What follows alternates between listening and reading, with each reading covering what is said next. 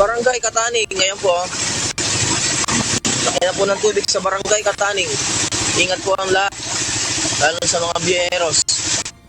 Sa videong kuha ni bondok na isang tricycle driver, makikita ang bahang kalsada sa Barangay Santo Niño, Dinalupihan, Bataan.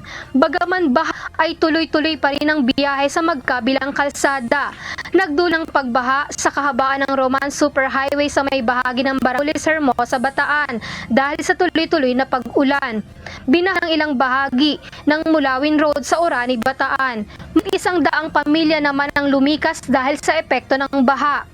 Araw po, meron po 134 na families na nasa loob ng evacuation center. Translating po ito sa 424 individuals po na nasa loob po ng mga evacuation center.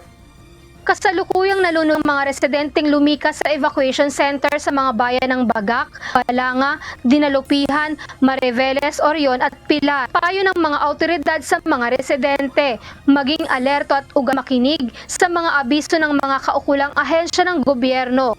Lalo po ang pag-asa dahil nga po itong habagat, wala pong humahatak sa kanya pero patuloy pa rin po tayo pinapaulan dito po sa lalawigan. So kaya po nakanas tayo ng ganitong mga pagbaha at mga possible po na pagbuo po ng lupa. So may bibilin lang po natin sa ating mga babayan, maging handa po, maging alerto, i-ready po yung mga go bags po natin.